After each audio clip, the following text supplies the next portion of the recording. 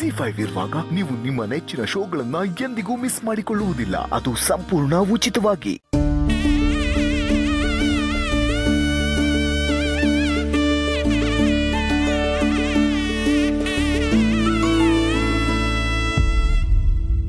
ಏನ್ ಸಿರಿ ಇದೆಲ್ಲ?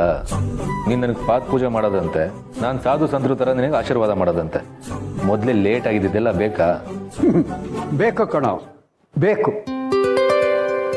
ಗಂಡನ ಆಯುಷು ಗಟ್ಟಿಯಾಗಿರಲಿ ಅಂತಂದ್ಬಿಟ್ಟು ಹೆಂಡತಿಯಾದವಳು ಮಾಡುವಂಥ ಪೂಜೆ ಹಬ್ಬ ಕಣೋ ಇದು.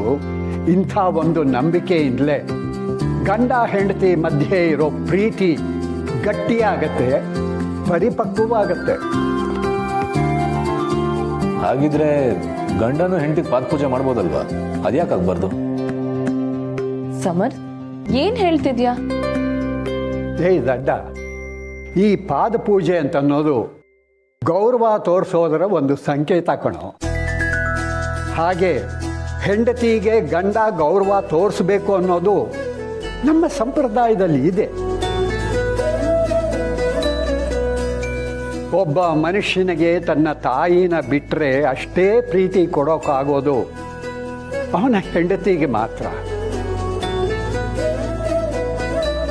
ಅಂಥ ಅವಳಿಗೆ ಗೌರವ ತೋರಿಸೋದ್ರಲ್ಲಿ ತಪ್ಪೇನಿದೆ?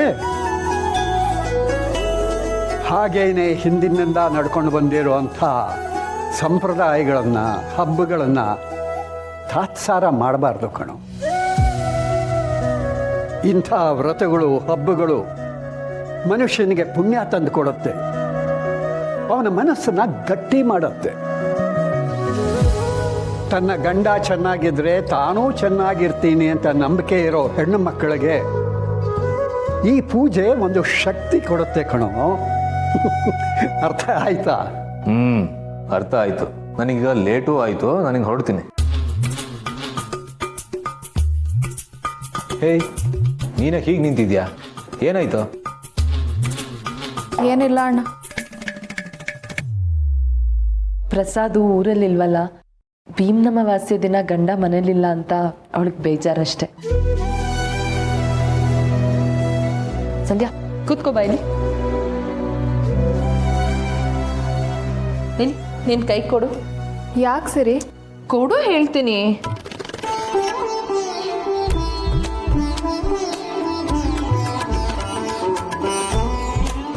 ಹೋಗಿ ತಾತನ ಹತ್ರ ಈಗ ಆಶೀರ್ವಾದ ತಗೋ. ಸರಿ. ಹೌದು, ಭೀಮ್ನಮವಾಸ್ಯೆ ಅಂದರೆ ಬರೀ ಹೆಂಡತಿ ಗಂಡನಿಗೆ ಪೂಜೆ ಮಾಡೋದು ಅಂತ ಅಲ್ಲ. ತಂಗಿ ತನ್ನ ಅಣ್ಣಂಗೆ ಬೇಕಾದರೂ ಪೂಜೆ ಮಾಡ್ಬೋದು, ಮಗಳು ತಂದೆಗೆ ಬೇಕಾದರೂ ಪೂಜೆ ಮಾಡ್ಬೋದು. ಒಟ್ಟಿನಲ್ಲಿ ಮನೆಯಲ್ಲಿ ನಾವು ಯಾರನ್ನ ತುಂಬ ಪ್ರೀತಿಸ್ತೀವೋ, ಯಾರಿಗೆ ಆಯಸ್ಸು ಆರೋಗ್ಯ ಚೆನ್ನಾಗಿರಬೇಕು ಅಂತ ಅಂದ್ಕೊಳ್ತೀವೋ ಅವ್ರ ಹೆಸರಲ್ಲಿ ಬೇಕಾದರೂ ನಾವು ವ್ರತ ಮಾಡ್ಬೋದು. ಹೌದಾ? ಹಾಗಾದರೆ ನಾನು ತಾತನ ಹತ್ರನೇ ಆಶೀರ್ವಾದ ತಗೊಳ್ತೀನಿ. ನಾನು ಮಾಡಿರೋ ತಪ್ಪಿಗೆ ಪ್ರಾಯಶ್ಚಿತ್ತನೂ ಆಗುತ್ತೆ, ತಾತಂಗೆ ಆಯಸ್ಸು ಆರೋಗ್ಯ ಗಟ್ಟಿಯಾಗಿರಲಿ ಅಂತ ಬೇಡ್ಕೊಂಡಾಗೂ ಇರುತ್ತೆ. ಓಹೋ, ಸೂರ್ಯ ಇವತ್ತು ಯಾವ ದಿಕ್ಕಲ್ಲಿ ಹುಟ್ಟುಬಿಟ್ಟಿದ್ದಾನೆ? ತಾತ ಸೂರ್ಯ ಸರಿಯಾದ ದಿಕ್ಕಲ್ಲೇ ಹುಟ್ಟಿದ್ದಾನೆ, ನಾನೇ ದಿಕ್ಕು ತಪ್ಪಿದ್ದೆ ಅಷ್ಟೆ.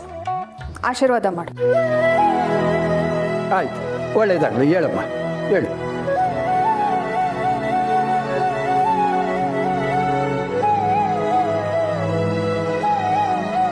ಹೇಳು.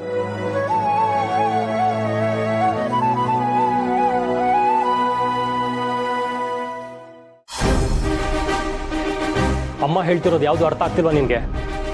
ಪ್ರತಿಯೊಂದನ್ನು ತಪ್ಪಾಗಿ ತಿಳ್ಕೊಂಡು ವಾದ ಮಾಡೋದು ಒಳ್ಳೇದಲ್ಲ. ದೀಪಿಕನ್ಗೆ ರೆಡಿಯಾಗಿ ಬರೋಕ್ಕೆ ಹೇಳು. ಮನೇಲಿ ಎಲ್ಲರೂ ಪೂಜೆಗಂತ ರೆಡಿ ಮಾಡ್ಕೊಂಡಿರುವಾಗ ಎಲ್ರ ಜೊತೆ ಸೇರಿ ಎಲ್ರ ಥರ ನಡ್ಕೊಳ್ಳೋದು ಕಲಿಬೇಕು. ಓಹೋ, ಇಂಥ ಕಾರಣಗಳನ್ನ ಕೊಟ್ಟು ನನ್ನ ಕಟ್ಟಾಕ್ಬೋದು ಅಂತಾನೆ ನನ್ನ ಉಳಿಸ್ಕೊಂಡಿದ್ದ ನೀನು. ಅಭಿ, ಯಾಕೆ ಎಲ್ಲ ನೆಗೆಟಿವ್ ಆಗಿ ತಗೋತೀಯ? ಈಗೇನು ನಿನಗೆ ಈ ಪೂಜೆಯಲ್ಲಿ ಭಾಗವಹಿಸೋದು ಇಷ್ಟ ಇಲ್ಲ ತಾನೆ? ಬೇಡ, ನಿನಗೆ ಇಷ್ಟ ಇಲ್ದಿರೋ ಕೆಲಸನ ನೀನು ಮಾಡೋದು ಬೇಕಾಗಿಲ್ಲ.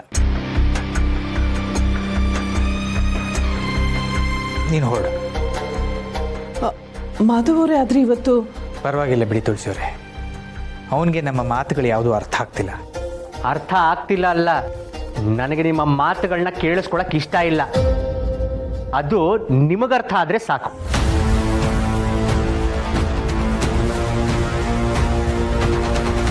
ಅಭಿ, ಒಂದು ನಿಮಿಷ ನಿಂತ್ಕೋ.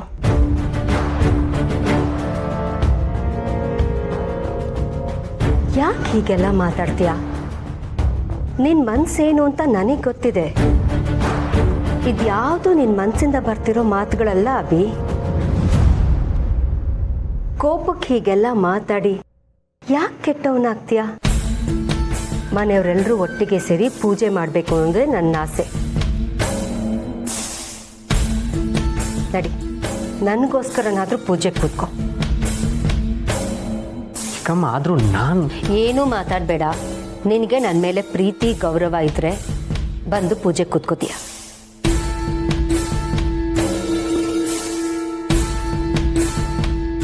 ಸರಿ ಚಿಕ್ಕಮ್ಮ, ನೀವು ಹೇಳ್ತಾ ಇದ್ದೀರಾ ಅಂತ ಪೂಜೆ ಕೂತ್ಕೋತೀನಿ.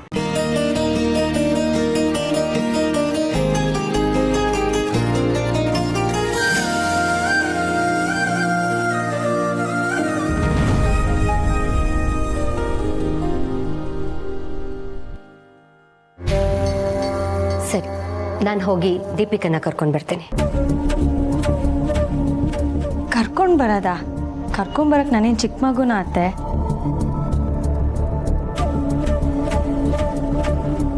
ದೀಪಿಕಾ, ನೀನು ರೆಡಿ ಆಗಿದೆಯೇನಮ್ಮ? ನೀನು ಬರಲ್ಲ, ಮಲಗಿದೆಯಾ ಅಂತ ಹೇಳ್ದೆ ಇವನು. ನಾನು ಮಲ್ಗೋದಾ? ಇಂಥ ಪುಣ್ಯ ದಿನನ ನಾನು ಹೇಗೆ ತಾನೇ ಮಿಸ್ ಮಾಡ್ಕೊಳ್ಳಿ ಮಾವ? ನನ್ನ ಗಂಡನ ಶ್ರೇಯಸ್ನ ನಾನು ತಾನೇ ನೋಡ್ಕೋಬೇಕು. ಅವಳ ಪ್ರೀತಿ ಏನು ಅಂತ ನನಗೆ ಗೊತ್ತು. ಅದನ್ನು ಎಲ್ಲರ ಮುಂದೆ ತೋರಿಸ್ಬೇಕಾಗಿಲ್ಲ.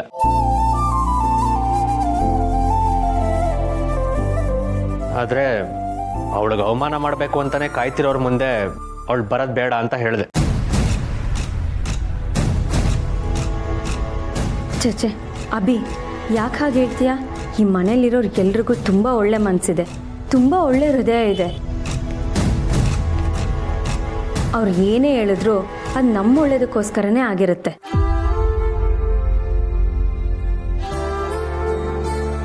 ಯಾವುದೋ ಕೆಟ್ಟ ಗಳಿಗೆಯಲ್ಲಿ ಏನೇನೋ ಆಗಿರುತ್ತೆ ಅಂತ ಅದನ್ನೇ ಮನಸ್ಸಿಗೆ ಹಾಕ್ಕೊಂಡು ಬೇಜಾರು ಮಾಡ್ಕೊಳಕ್ಕಾಗತ್ತಾ ಅಭಿ? ಪ್ಲೀಸ್, ಎಲ್ಲರ ಜೊತೆಲಿ ಖುಷಿಯಾಗಿ ಪೂಜೆ ನಡೆಸೋಣ.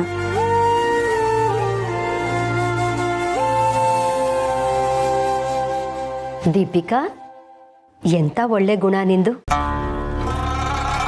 ಇಂಥ ತುಂಬಿದ ಮನೆಗೆ ನಿನ್ನಂಥ ಚಿನ್ನದಂಥ ಸೊಸೆ ಸಿಕ್ಕಿರೋದು ನಮ್ಮ ಅದೃಷ್ಟ.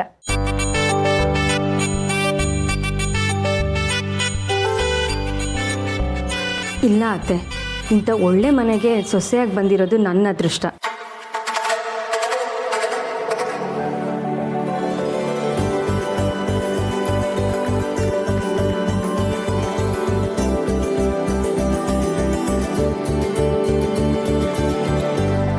ZEE5 ಆಪ್ ಡೌನ್ಲೋಡ್ ಮಾಡಿ ಎಲ್ಲಾ ಸಂಚಿಕೆಗಳನ್ನು ಸಂಪೂರ್ಣ ಉಚಿತವಾಗಿ ನೋಡಿ.